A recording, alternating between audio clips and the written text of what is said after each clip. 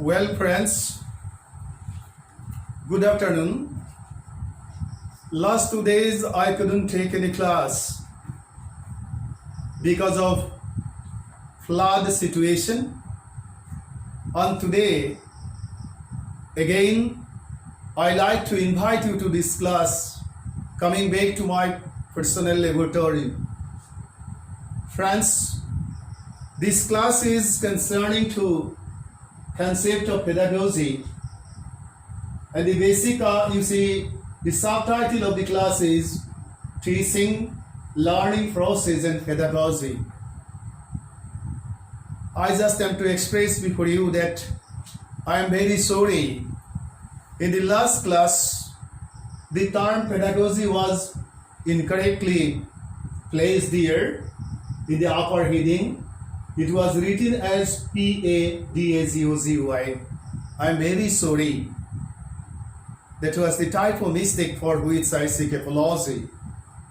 Today, this class is for all the aspirants who are to face TET examination. At the same time, to all those participant friends who are continuing B.Ed courses. At the same time, for those participant friends who are continuing MPhil as well as M.Ed course in education. At the same time, this class is very much important for all the teacher friends, because this class will help you to understand so much well the concept of teaching, at the same time the concept of learning process, and how to teach in the class, as well as how the students or participants learn. That also will be very much clear for you. Let us start the class. I express my sense of gratitude to all respected teacher friends, educational officers, well-wishers, participants, technical support hands for feedback and words of appreciation.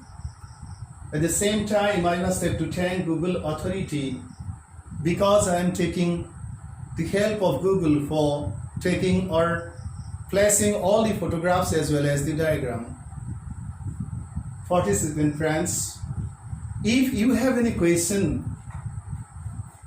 just after observing the classes, please write to my mail address, which is given here with msarmatihu@gmail, msarma.tihu@gmail.com.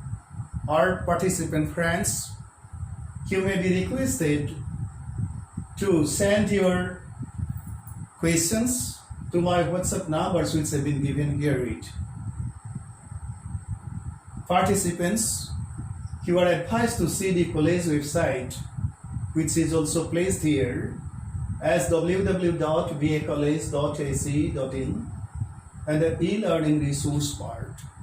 If you go to that part, you will find all the classes, and as per your expectation and choice, you will be able to see the classes for your good learning. Let us start the class, friends. Teaching, learning process and pedagogy. In the last class, the class was clubbed with some of the contents of environmental education, because there is a paper in education major course, the heading of which is environmental and population education. And in the first part, that is in the part of environmental education, there is one very important unit, and the name of the unit is responsible pedagogical environmental behavior. And that's why the first class was clubbed with the basic concept of pedagogy, at the same time responsible behavior relating to the knowledge of environment. And today's class is absolutely for all the participants about whom I mentioned at the beginning of the class. Friends, I told you, just I am to repeat so that you can keep contact with the former class. pedagogy is a term which is close connection with the term pedagogue. The term pedagogue has been originated from the Greek term pedagogos, which refers to a slave who accompanied a child to school. Let us see the diagram. So if you go back to the Greek society, and if you study the history of the terminological history of the term, you will come to know this is the pedagogue and these are the children who is helping whom. So friends, we must have to go back to the ancient Greek society for understanding the term pedagogue or pedagogy. Let us go back to the next slide. This is also the pedagogue is sitting with the child and he is helping to learn as per the expectation of the child. So friends, from the ancient Greek society, the term has come to the paradigm of education. At the same time, it has become so much important for all the teachers, so as to understand the concept of teaching, at the same time to understand the concept of learning. Let us go back to the next slide. So, we are to discuss here about the principles of teaching, at the same time maxims of teaching.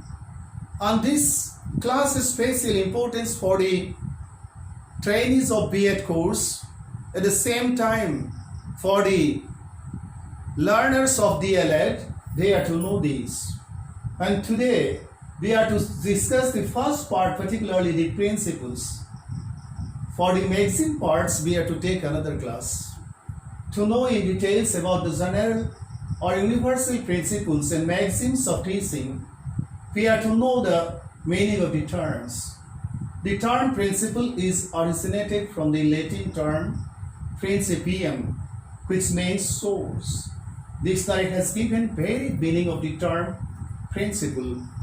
I just have given all the information so that how I have started the class and what I have written here and how you are to discuss, so that you can know it.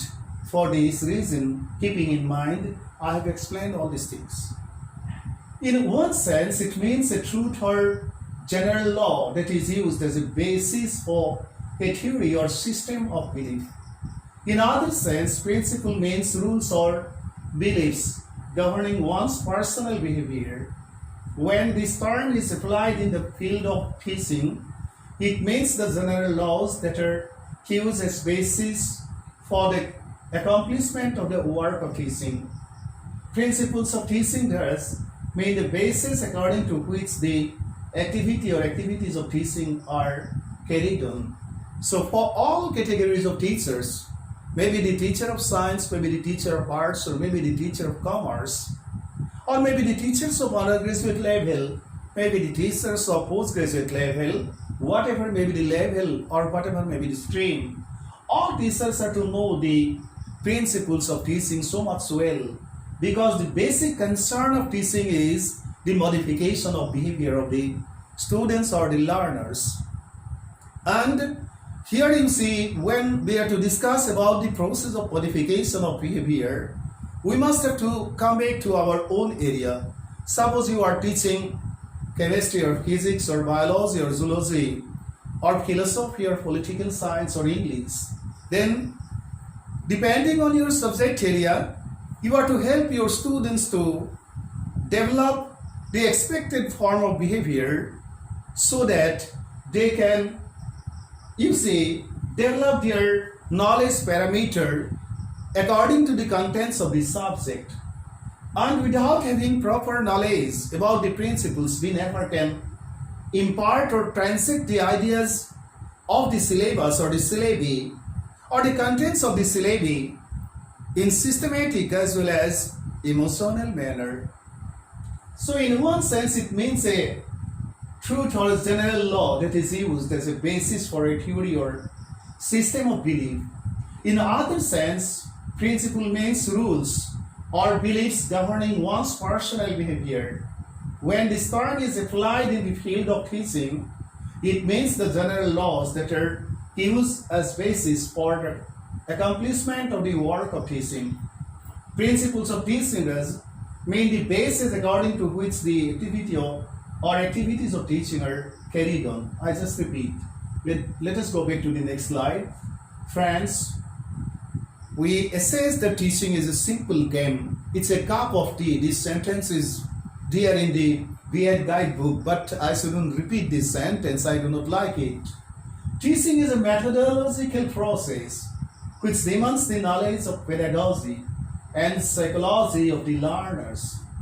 Teaching depends on the intellectual potentialities, insight, skills and techniques of the persons involved in the process. Though most of the people of our society assess the work of teaching as a very simple human exercise, in real sense it is not simply such an action. So friends, teaching demands so many things. It demands the intellectual potentialities of the teacher. It demands the insight. It demands the skills and techniques of the persons, means of the teachers. Because without all these specifications, a teacher never can become successful in the classroom teaching, or a teacher basically fails to transmit the information or the contents or disseminate knowledge in proper manner, in scientific manner. Let us go back to the next one. Modern psychology and technology of teaching helps us to know why teaching is not simply a human exercise. It is an exercise which demands the thorough knowledge of the innate qualities of the learners and facilities that are available in the classrooms to sense the behavioral pattern of the learners. Human behavior, as Benjamin S. Bloom, an American psychologist, has explained, is categorized in 3 different domains. So friends, for becoming successful in the field of teaching, we must have to understand the capabilities as well as qualities of the students or the learners. Means we must have to have thorough knowledge of the domain of human behavior, because the basic concern of teaching is change of behavior, and with the help of bringing senses towards the parameters or paradigms of behaviors of the learners, we help them become successful human participants in the process of social transformation, at the same time in the process of uplift of human civilization. Benjamin Bloom, I have mentioned about Bloom. He is one of the latest American psychologists. And Bloom has categorized human behavior in three special categories or domains or areas. And we must have to have proper concept relating to all the 3 specific domains, because human learning has close connection with all these 3 categories of behaviors or 3 domains of behaviors. As per Bloom's perception, these 3 domains are the cognitive domain, affective domain, and psychomotor domain. Once we simplify all these 3 domains include different psychophysical capabilities and behavioral manifestations as per the capabilities of every human individual. What does the cognitive domain mean? The cognitive domain may also be termed as the thinking domain. Means we think, our students think of human being. The affective domain is the feeling we feel, our students feel. And the last domain is the psychomotor domain, which is basically means about doing. So, friends, coming back to the paradigm of behaviors, or the categorization of behavior by Benjamin S. Bloom, one of the latest American psychologists, we find 3 domains or areas: cognitive, affective, and psychomotor. Cognitive means the thinking area of human personality. Then affective means the feeling area of human individuality. And the doing domain is the last part. Means we apply our thinking as well as our feeling, and we see the result. And result itself is science. The last domain has link with the field of science, because the science teachers are to understand about this. Because doing is science, and for doing there is the need of idea or theory or thinking and feeling. We think and feel, then suppose we apply our thinking and feeling, we see the result. Result itself is science. And philosophy, we know the theory, parameter of human knowledge. If we categorize in two categories, then we see one is the theory and another is the practice. Theoretical perception itself is theory, means philosophy. Basically, the theoretical domain of human behavior covers the first two, means the affective as well as cognitive, means thinking and feeling. And last one, that is the domain of psychomotor domain, itself is science, means practice. Science is the systematic, knowledge of the laws of the universe. And theory itself is the philosophical parameter. And philosophy is the knowledge, or it is the understanding of human individual relating to his place in the universe and his connectivity with the greater universal surrounding or the greater universe. So friends, without understanding or having proper idea concerning to the place of existence, we never can help our students understand the validity or acceptability as well as usability of their acquired knowledge. So we must have to have proper concept concerning to all the three domains of human behavior. Let us go back to the next slide. Thus, the human being thinks, feels, and does, or apply thinking and feeling. Behavioral manifestation represents all the areas of psyche and physiological responses to stimuli. There is a stimuli, it's a very great, very extensive area. Means there is a specific area of discussion in psychology, how men cognize the world, how we keep contact with the world, with phenomena, things, beings, events, matters, etc., and how we acquire knowledge, how ideas are developed in the brain. We have to understand stimuli. In life situations, human beings respond to different stimuli in different ways according to own psychophysical makeup. The result of different responses towards different stimuli manifest different forms of behavior. Manifestation of behavioral patterns also manifest different forms of personalities. So why we differ once we try to understand from the parameter of our personality composition? Then we will get the reply here by explaining all the most important contents which have been placed in this slide. Let us go back to the next one. The basic purpose of education is the formation of strong human personality to help everyone to face life situations properly. So our students are to face their life situations properly. They are to, acquire such knowledge with the help of which they become able to adjust with the changed situations. Means we must have to impart, depending on our subject area, such type of knowledge, as well as we are to help to build the personalities of the students so that they can become able participant in the process of, in the process of lives. Means so that they can face the challenges of their life situations successfully. So friends, the cognitive domain of behavior includes, what does it, we got three domains: cognitive, affective, and psychomotor. So the cognitive domain of behavior includes knowledge, comprehension, application, analysis, synthesis, and evaluation, etc. of phenomena, things, beings, and events of life situations. So these are the subcategories of the first area of human. First, parameter of human behavior. First area of human behavior. The cognitive domain basically includes knowledge area, the comprehension power of the learners, application power, analysis capabilities, synthesis capabilities, and evaluation power or capabilities of the students.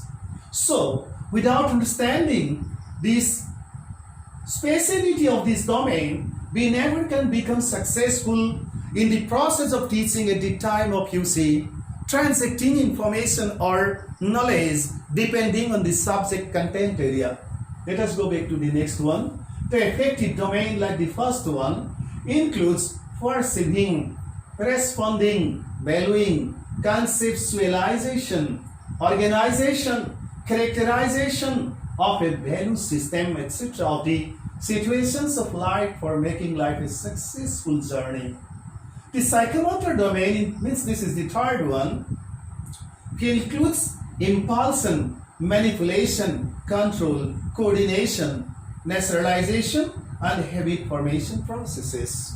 So friends, these are three areas. Understanding of these three areas has special importance for all teachers, because without understanding all these three areas of human behavior or behavior of the students, we never can impart teaching as per the demand of chance situation of life, as per the demand of chance time. Let us go back to the next one. For the growth and development of personality of all these processes of the three domains of human behavior have special importance. So the basic concern of teaching is the change of behavior of the participants, means of the students. And with the help of the change of behavior, we help our students to develop their personalities so that they can become able to face challenges of life and they become successful in, leading life or living life without any failure or without insuccess. It is teaching, the basic purpose of which is to develop all the capabilities for the systematic growth and development of personality of the young learner for the safety of life and progress of civilization. So friends, safety of life basically depends on the acquired stock of knowledge. So we have to understand the universe, and for that we have to realize, we have to cognize, we have to know, or knowledge parameter is to be extended. And that's why these are very much important, because we are to lead life successfully and contribute our part for the uplift and growth of our civilization. And as teachers, without having proper knowledge of all these things, we never can become successful. And that's why at the time of discussing about pedagogy, we have to discuss all these basic principles with the help of which we can help our students learn as per the demand of chance time as well as life requirements. Let us go back to the next one. Friends, these are the specific activities I help you see this diagram in the first class too, what we are to do in the class situation, particularly in formal educational situation, means in classroom situation. Teaching means effective teaching strategies. I told you that strategy is a term which is basically used in the field of defense, military, and from the field of defense and military, the term has come to occupy its special place in the field of education. And that's why in the field of teaching this term has become so much important for all categories of teachers. And here you see what are the effective teaching strategies which are to be used or applied in the classroom situation. Direct instruction is very much important. Classroom discussion is the next one. Small group work is very much important. Cooperative learning has special importance. Problem solving has very much important, because we can help to develop the application domain, means the psychomotor domain, with the help of problem solving capabilities of the learners. Then student research is special importance, because research is such an activity with the help of which we can find out the realities which are up till now not established by ourselves or nobody else established this one. And students are to involve in the process of research. Researching is a special process with the help of which exploration of new knowledge, at the same time addition, evaluation, re-addition with the existing stock of knowledge is possible. Then performance activities do have special importance in the process of classroom teaching. So friends, without understanding pedagogy or without having proper concept relating to pedagogy, we never can understand the importance of all these things. So this is the second class where I have given you some of the important information relating to pedagogy, and we are to discuss in our next class concerning to the principles as well as maxims of teaching. You see. So thank you so much for today. On the next time I will discuss all the principles as well as maxims. Thank you so much.